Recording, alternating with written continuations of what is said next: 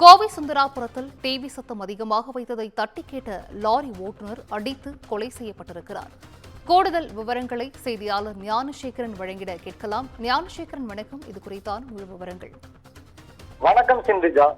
கோவை சுந்தராபுரம் அருகே செட்டிவாளையம் ரோடு ஈச்சனாரி சாலை சந்திப்பில் சிமெண்ட் மற்றும் கட்டிட பொருட்கள் விற்பனை கடை உள்ளது.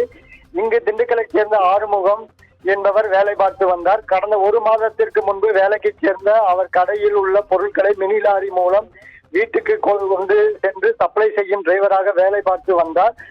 இவருடன் கேரளா மாநிலத்தைச் சேர்ந்த ஷியாம் என்ற வாலிபரும் வேலை பார்த்து வந்தார். இருவரும் கடையின் மேல்தளத்தில் உள்ள அறையில் தங்கியிருந்து வேலை சென்று வந்தனர். இந்நிலையில் நேற்று இரவு இருவரும் மது அறிந்து உள்ளனர். அப்பொழுது அறையில் ஷியாம் டிவியில் அதிக சத்தம் வைத்துக் கொண்டு நிகழ்ச்சியை பார்த்ததாக கூறப்படுகிறது. இதனால் தூங்கிக் கொண்டிருந்த ஆறுமுகம் எழுந்து அவரிடம் சத்தத்தை குறைக்குமாறு கேட்டுள்ளார். அப்பொழுது இருவருக்கும் இடையே வாக்குவாதம் ஏற்பட்டுள்ளது. திடீரென ஷியாம் அங்கு கிடந்த காலி மது பாட்டிலை எடுத்து ஆறுமுகத்தின் தலை மற்றும் மார்பில் சராமரியாக தாக்கியுள்ளார். இதனால் அலறிய ஆறுமுகம் அங்கேயே மயங்கி சரிந்துள்ளார்.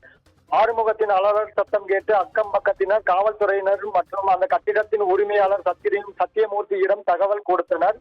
அப்பொழுது அவர்கள் சென்று பார்த்தபோது ஆறுமுகம் உயிருக்கு போராடிய நிலையில் கிடந்துள்ளார். ஷியாம் உடனே அங்கிருந்து தப்பி ஓடிவிட்டார்.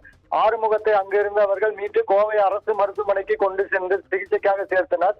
அங்கு ஆறுமுகம் சிகிச்சை பலன் அளிக்காமல் இன்று காலை 3 மணி அளவில் இறந்து விட்டார். சம்பவம் குறித்து சுந்தராபுரம் காவல்துறையினர் வழக்கு பதிவு செய்து தப்பி ஓடிய ஷியாமை தேடி வருகிறார்கள். ஷியாம் கடந்த ஒரு வாரத்துக்கு முன்புதான் கேரளாவில் இருந்து இங்கு வந்து வேலைக்கு சேர்ந்துள்ளார். அவர் மீது சில வழக்குகள் இருப்பதாக கூறப்படுகிறது. அவர் பிடிபட்டால் தான் கொலைக்கான உண்மையான காரணம் தெரியும் என போலீசார் கூறுகின்றனர். தொடர்ந்து சுந்தராபுரம் காவல்துறையினர் அவரை தேடி விசாரணை நடத்தி வருகின்றனர். சிந்துஜா, விவரங்களை வழங்கியமைக்கு நன்றி ஞானசேகரன்.